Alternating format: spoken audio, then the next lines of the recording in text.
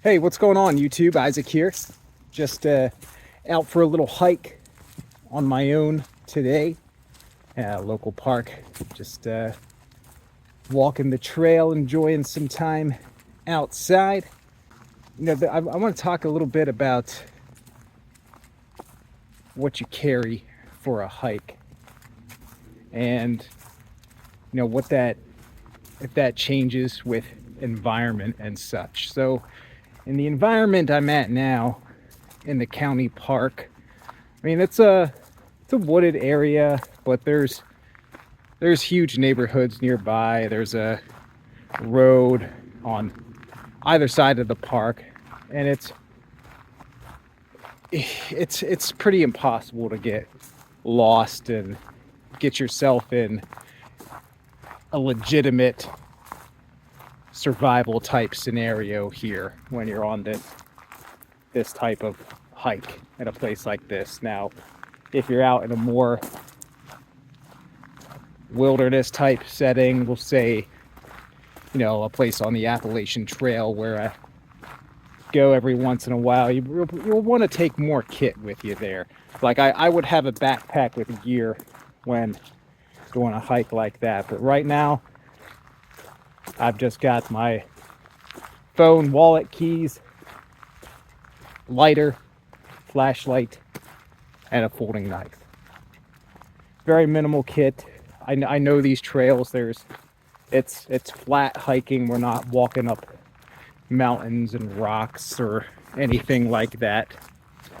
So we're not in any real danger, but you still want to be somewhat prepared. I could step that up a little and get bandages and stuff, trip over a root, scrape your knee and that type of thing. But even so, I'm pretty well balanced. If I bring my little boy, he trips all the time. So maybe we'd need a bandage for him if he came along. But yeah, just out on my own today, enjoying some fresh air. But it does pay to be a little bit prepared for some type of emergency. Like, I got my knife and my lighter. I would be able to produce a fire if I needed to do so, and be able to construct some sort of shelter. There's a story going around different news sites and definitely in survival and preparedness circles online about a gentleman who was out in the woods, an area he's very familiar with. I think he was adjusting his tree stand or maybe moving it to a different tree or something like that. I mean, he's not in a spot in the wild that he's unfamiliar with, but he was out there and he was attacked by 3 feral dogs. They just wild dogs roaming around the woods. And this is this isn't in some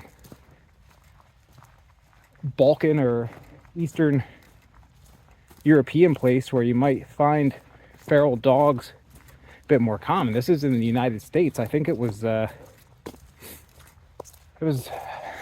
maybe Kentucky, Georgia, somewhere around there. You might Google the story for yourself and read it, see the locale, but no, it wasn't in the middle of Alaska or anything like that.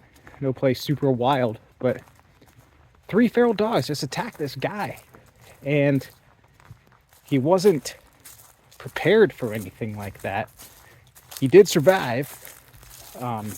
Eventually, I guess he whacked one really good with a large stick he was able to grab a hold of. But man, this poor guy's legs are torn up. I mean, there's a photo you'll see along with the story of the back of his legs. They're filled with bite marks and claw marks, I guess, just covered. I mean, the amount is is sickening. It had to be extremely painful to endure all that.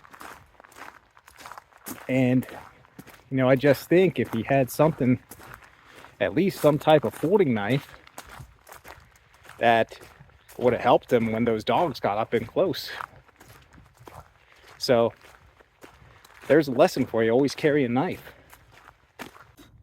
All right, now hopefully I didn't make you sick or anything with all the motion from walking there on the hike, but I wanted to let you know what knife I brought on the hike today and why I think it's a great knife to take on a hike. So I carried it in my back pocket here. It's nice, lightweight. I don't know the exact ounces offhand, but very lightweight knife, and it is a Gerber Gator. This knife has been around for a solid 30 years or so. It was quite popular back in the 1990s. I was talking to my pal Gruggs about that from Legion Tactical Cutlery. And these are just solid knives, man. They were popular for a reason. I'm sure they are still popular with a lot of folks. It's a rubber grip here. That's why they call it the Gator. It's like a gator skin. Very comfy, ergonomic, not just in the grip texture, but that curve here and that finger choil make for a fantastic grip. It's more popularly seen in a clip point blade, but decided to go for a drop point version. I think the clip point is hollow ground. This is a full flat grind and made out of 154 cm steel, the same steel that Emerson uses. So it's solid stuff. Regularly you'll get these in 420 HC steel. The clip point comes with both a plain edge and serrated, partial serrations anyway. This drop point just in a straight plain edge. And at least the 420 HC ones you can get for, I think, around $40 these days. I picked this one up on eBay pre-owned and got an excellent deal on it. Lock back. It's very, very sturdy. No wobble there at all. So definitely impressed with that. It rides nice in the back pocket. It's a solid 3.5 inch length there. So, you know, if you saw those 3 feral dogs approaching you, I mean, this would assist you in, making a cut or a stab wound should you get attacked in a situation like that. So something like this, lightweight, secure grip, that finger choil here, you're not going to slip up on that edge should you do some sort of stabbing motion.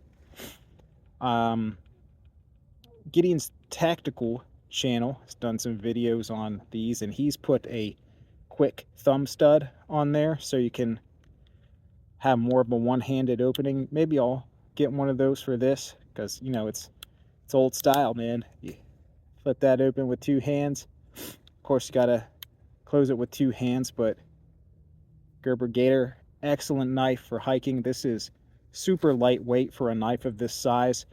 There are no steel liners or anything in there, but you do have some steel back. Well, holding it out of frame there. You do have some steel back here, of course, from the locking mechanism and the lock bar, but in here, I mean, there's nothing. But the rubber is solid. I mean, I'm not pressing those scales together through the gap there. So Gerber Gator, man. Gerber gets pooped on a lot by a lot of knife enthusiasts, and I know they make a lot of cheap stuff in China, but Gerber, made in Portland, Oregon, A-OK in my book. Take care, everybody. Make sure you take a knife when you're in any type of outdoor environment. See you next time.